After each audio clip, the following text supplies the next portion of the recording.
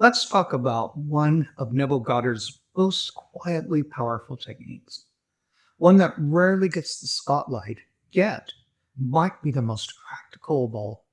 It's not flashy, it's not mystical, it's not about affirmations or scripting or whispering anything into your pillow. It's simply this: I remember when. 3 words. That's it. And those 3 words can rewire your assumptions faster than those so called advanced techniques because they speak directly to the one part of your mind that shapes your entire reality, your subconscious. See, when most people try to manifest something, they approach it like they're asking for permission. They visualize their desires, but frame them as something outside of themselves, something that might happen, maybe, someday. But I remember when flips that. It assumes it already has happened. It speaks from an aftermath, not from longing, but from recollection. Thank you.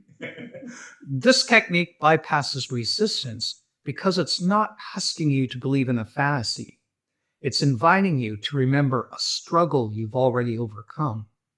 And your subconscious, the gatekeeper of your reality, responds to that subtle cue as if it's real, because in many ways it is.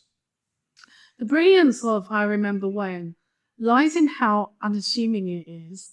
It doesn't argue with your current reality, it replaces it quietly, gently, and with surprising speed.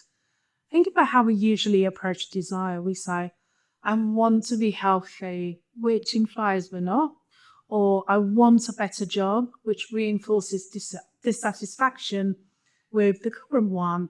But when you say, I remember when I used to feel exhausted all the time, you're not pleading for change, you're remembering a past that's no longer relevant to you. That shift creates internal permission for new outcomes. It's not illusion, it's deliberate memory manufacturing. And what most people don't realize is that your subconscious can't tell the difference between a vivid, emotionally charged, imagined memory and a real one. If the scene is clear, if the emotion is strong, if you repeat it often enough, your subconscious will file it under true.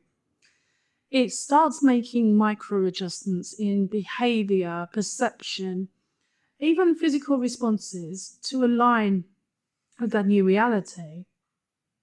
This is how internal shifts precede external changes. It's not magic, it's psychology or strategy. It's what I'd call strategic nostalgia. You're not reminiscing for fun, you're weaponizing memory. You're reframing your past from the perspective of a better now. And the specificity matters. Remember when I used to dread Mondays? It's differently then. I remember when life was hard. The former creates a scene your subconscious can get to work on.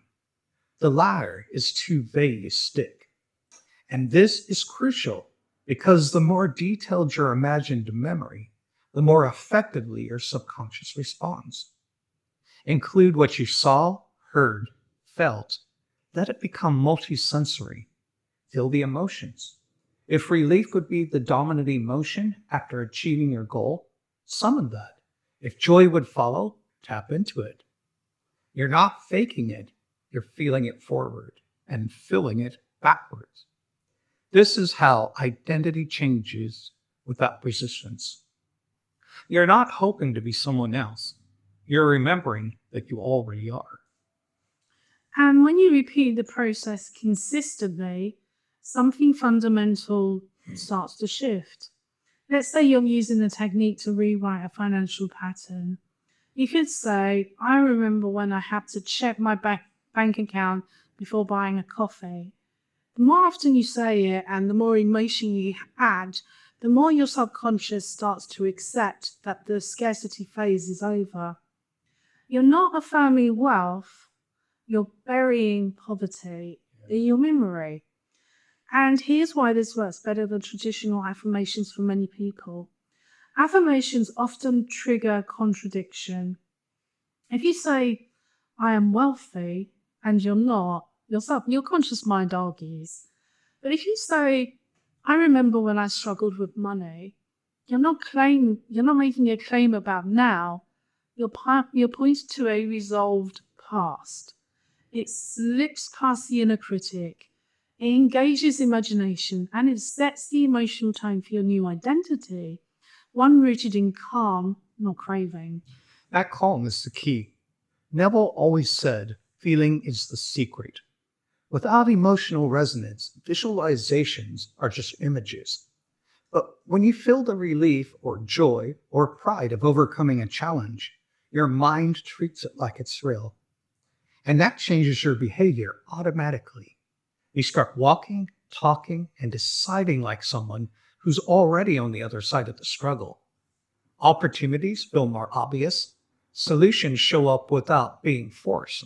People respond differently to you because your frequency has shifted subtly but profoundly. But it all starts with practice. Daily repetition. Not to beg the universe, but to normalize the change. You remember it again and again until even your doubts start to get bored of protesting.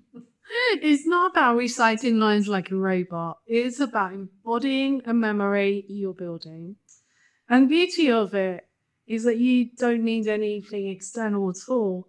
No journals, no apps, no tools, just a little imagination, intention, and persistence. You're the author, the actor, and the archivist. You write the scene, play the role, and store it in your mental library as a done deal. So the question becomes simple. What do you want to remember? That you used to feel unworthy, but now you're at peace. That you once feared rejection, but now your relationships are deeply nourishing. That you used to overthink everything, but now you trust yourself.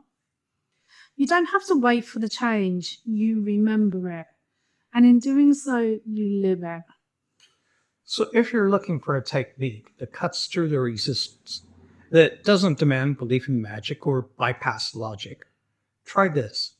I remember when. Use it with specificity, add emotion, repeat it until it feels more familiar than your old story. Your subconscious will take the cue, and the world around you will quietly, steadily begin to reflect the memory that you've chosen to believe in. Because in the end, you don't manifest what you want. You manifest what you assume is true. And nothing is more powerful than a memory your mind thinks already happened. If you found this helpful, go ahead and like the video.